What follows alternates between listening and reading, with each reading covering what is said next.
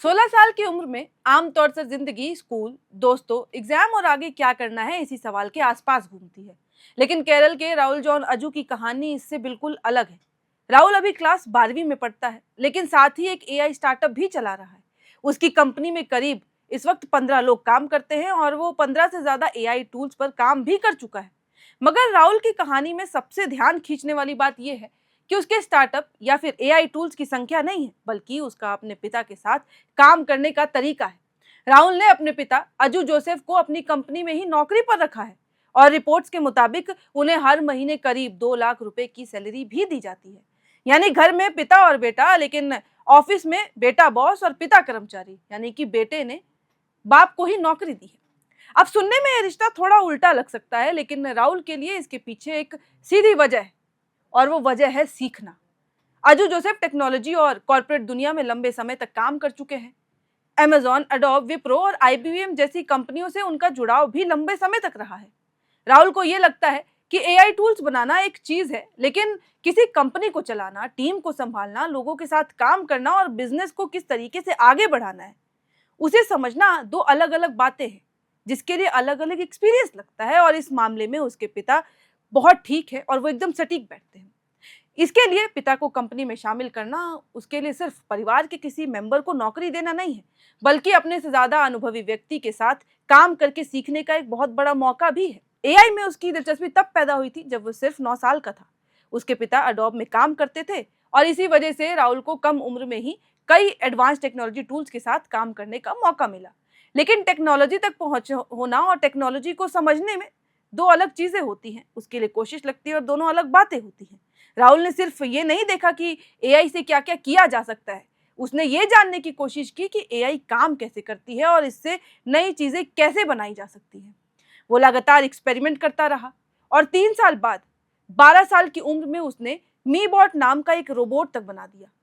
मीबॉट उसके school science project का एक हिस्सा था, लेकिन इसी प्रोजेक्ट ने राहुल की सोच को सामने रखा, जिसमें टेक्नोलॉजी को सिर्फ इस्तेमाल करने के बजाय उससे कुछ नया बनाया जा सकता था, उससे कुछ नए बनाने की कोशिश की जा सकती है। और राहुल ने वो कर दिखाया। इसके बाद उसका सफर लगातार आगे बढ़ता रहा। मीबॉट के अलावा राहुल ने RESQ AI, जैप गैप, इन्वेस्टो AI और फीड बाय जैसे एआई टूल्स पर काम किया और फिर इंडिया टुडे की रिपोर्ट के मुताबिक उसके एआई टूल्स की संख्या 15 से ज्यादा है। अब इन प्रोजेक्ट्स में एक बात खास दिखाई देती है कि राहुल का फोकस सिर्फ टेक्नोलॉजी को दिखाने पर नहीं है, बल्कि उसे प्रैक्टिकल प्रॉब्लम से जोड़ने पर भी है। उसके लिए एआई की असली उपयोगिता इस बात में है कि इससे किसी काम को आसान कैसे बनाया जा सकता है या फिर किसी भी समस्या का समाधान कैसे निकाला जा सकता है, वो भी एकदम आसानी से। और राहुल की यही सोच उसके स्टार्टअप में काम में दिखाई भी देती है। कम उम्र में कंपनी शुरू करने के बाद राहुल का काम सिर्फ प्रोडक्ट बनाने तक सीमित नहीं रहा, उसने इससे आगे का देखा। उसने एआई एजुकेशन की तरफ भी कदम बढ़ाया और अपने स्टार्टअप तथा थिंक क्राफ्ट एकेडमी के जरिए एआई ट्रेनिंग इनिशिएटिव्स पर भी काम करना शुरू कर दिया। आगे उसकी कहानी ऐसे ही बढ़ती गई। इंडिया टुडे की रिपोर्ट में यह भी बताया गया है कि इन ट्रेनिंग इनिशिएटिव्स की पहुंच दुनिया भर में करीब 5 लाख लर्नर्स तक रही है। इनमें स्टूडेंट्स और प्रोफेशनल्स के अलावा आईआईटीज, आईएम्स, फॉरेन यूनिवर्सिटीज और कॉर्पोरेट इंस्टीट्यूशन से जुड़े लोग भी शामिल बताए गए। यानी कि राहुल की ये जो कंपनी है, जो इनिशिएटिव है, सिर्फ उस तक सीमित नहीं रही।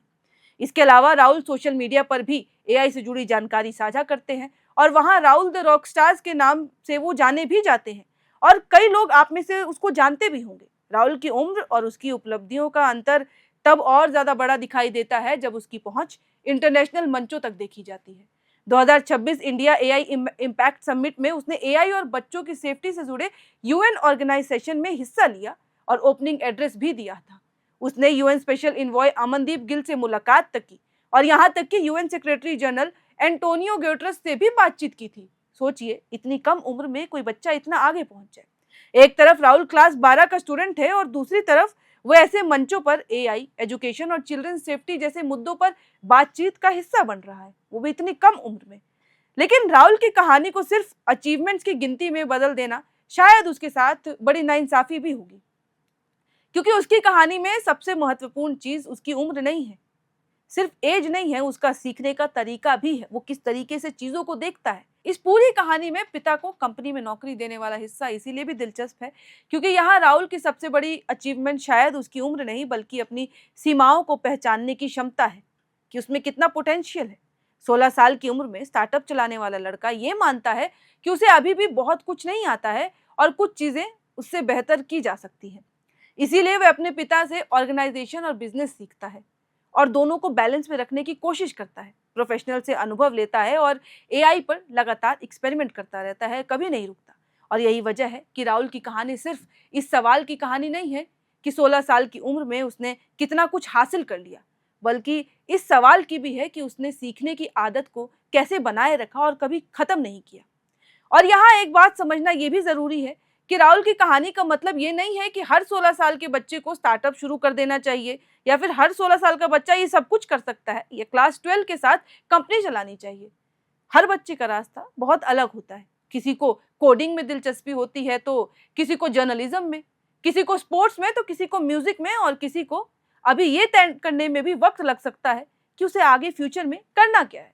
तो किसी को हम किसी से कंपेयर करके जज नहीं कर सकते, ये बिल्कुल सामान्य है। राहुल से सीखने वाली चीज उसकी एग्जैक्ट जर्नी नहीं है बल्कि उसका क्यूरियोसिटी वाला एटीट्यूड है। जिस चीज में दिलचस्पी हो उसके बारे में सवाल पूछना, खुद एक्सपेरिमेंट करना, गलती होने पर दोबारा कोशिश करना, और जहां अपनी समझ खत्म हो जाए वहां किसी भी एक्सपीरियंस इंसान से जाके बात करके उन चीजों को समझना और सीखना। राहुल ने 9 साल की उम्र में एआई को एक्सप्लोर करना शुरू कर दिया था। 12 साल में रोबोट बनाया, 16 साल में स्टार्टअप चला रहा है, 15 से ज्यादा एआई टूल्स पर काम कर चुका है और करीब 5 लाख लर्नर्स तक पहुंचने वाली ट्रेनिंग इनिशिएटिव से जुड़ा और इंटरनेशनल मंचों तक भी पहुंच चुका है। लेकिन इन सबके बीच उसकी कहानी की सबसे अहम बात शायद यही है कि उसने सफलता को सीखने का अंत कभी भी नहीं माना। उसे अभी भी लगता है कि उसे बहुत कुछ सीखना है। राहुल की कहानी अभी पूरी नहीं हुई है, वह अभी भी क्लास 12th में है और उसके सामने आगे की पूरी दुनिया खुली हुई है। वो भविष्य में कितनी बड़ी कंपनी बनाएगा, कितने नए एआई टूल्स बनाएगा या टेक्नोलॉजी की दुनिया में कहां तक पहुंचेगा, ये अभी कोई नहीं जानता। वो फ्यूचर की बात है, लेकिन इतना जरूर है कि उसने इंतजार नहीं किया कि पहले बड़ा हो जाए, कोई डिग्री हासिल कर ले और फिर कुछ नया करने की शुरुआत करे। उसने ये बात बहुत ही कम उम्र में समझ ली। उसने 9 साल की उम्र में ही सवाल पूछना शुरू कर दिया और उन सवालों के पीछे पीछे चलते हुए आज 16 साल की उम्र में यहाँ तक पहुंच गया है।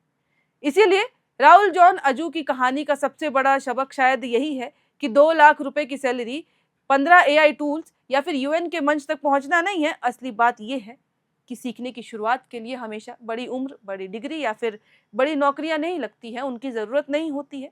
आपको पता होना चाहिए कि आपको करना क्या है। कई बार शुरुआत सिर्फ एक सवाल से होती है और राहुल ने वो सवाल बहुत पहले ही पूछ लिया था और शायद यही कारण है कि राहुल आज इतनी कम उम्र में यहाँ तक पहुँच गया है।